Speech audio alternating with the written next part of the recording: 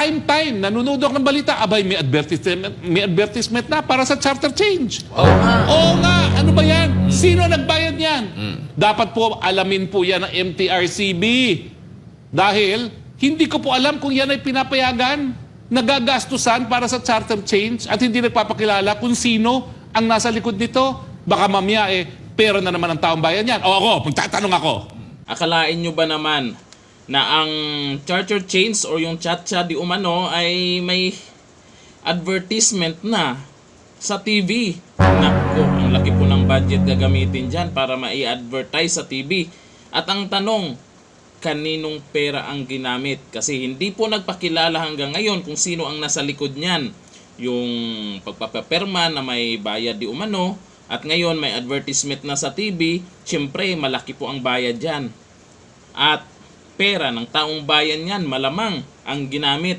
Nako, sino ba may hawak ng budget ngayon? Grabe. Ang sabi po ng karamihan, pinupush po talaga yung charter change na yan dahil may nangangarap, okay, may gustong maging prime minister. Nako, nakakatakot yan pag nangyari yan. Kasi halos masapawan na niya ang presidente lalo niyan sa mga desisyon. Siya may hawak ng budget. Nako, magising na po tayo sa mga perma ng perma dyan. Kapalit ang ayuda, mag-isip na kayo. O ngayon, eto, panoorin po natin ang video na kung saan ay inilabas ng isang attorney ang galit niya nung nalamang ina-advertise na pala sa TV ang Chacha na yan. Ito ang video. Kagabi, prime time, nanonood ako ng balita, abay, may advertisement na para sa charter change. Oo nga. Oo nga, ano ba yan? Sino nagbayad yan? Dapat po alamin po yan ng MTRCB. Dahil, hindi ko po alam kung yan ay pinapayagan, nagagastusan para sa charter change at hindi nagpapakilala kung sino ang nasa likod nito. Baka mamaya pera na naman ang taong bayan yan. O ako, magtatanong ako, pera ba ng taong bayan yan? Dahil yan po, tanong din ng isang kongresista. Bakit nyo gagamitan ng pera ng taong bayan para isulong ang inyong gahaman sa kapangyarihan? Mahiya kayo. Terrible na ang ginagawa nyo. Sobra na. Mantakin mo, pati TV ad meron na ngayon. Akala nyo naman, mabibili ang utak ng Pilipino. Akala nyo, gagong Pilipino. Hindi po. Lalong magagalit ang mga Pilipino niyan dahil iniinsulto nyo ang kanilang katalinuhan. Saka nakakita na constitutional amendment para mawala ng boses ang Senado. Kaya nga nandyan po ang Senado dahil alam ng mga gumawa ng ating saligang batas, hindi lang ngayon, kundi yung mga panahon pa ng kopong-popong doon sa Amerika kung saan natin ginaya ang sistema ng kanilang gobyerno na may dalawang kamara ang Kongreso.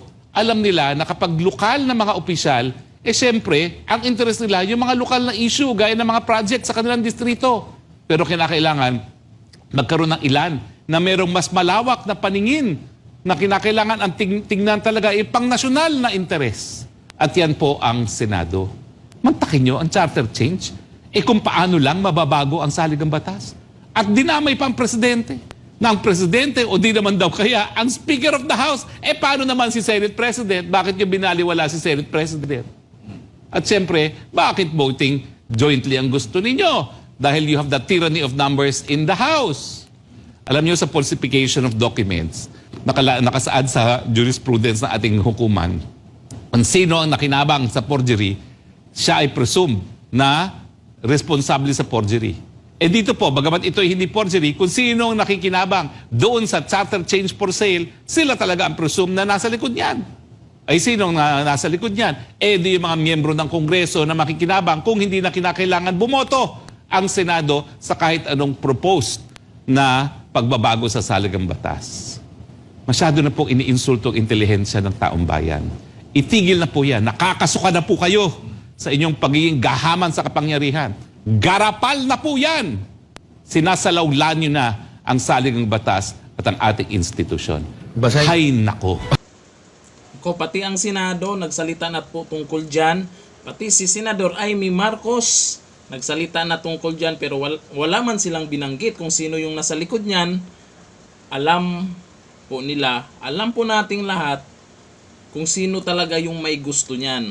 Ilang dekada na po yan, paulit-ulit po, hindi naman po naipasa yung, naibatas yan.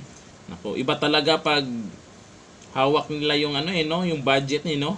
Tapos yung kokontra, kaya nga may mga ibang congressman takot kumontra diyan, malamang alam na nila na mali na yung mga ginagawa eh. Pag kumontra, kagaya kay Pulong Duterte, anong nangyari? Binawasan ng budget.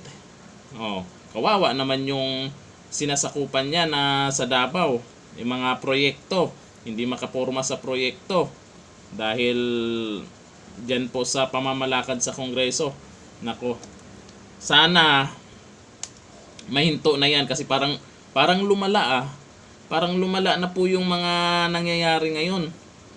Dinaan na sa pera-pera para lang sa sariling kagustuhan, kung ano yung gusto nila dyan. Pero ang sabi nila, gusto daw talaga maging prime minister. Kung makalat na yan ngayon, sabi lang nila, anong purpose nila dyan? Na talagang pipilitin nilang maisabatas yan. Nako. Kayo, pipirma ba kayo?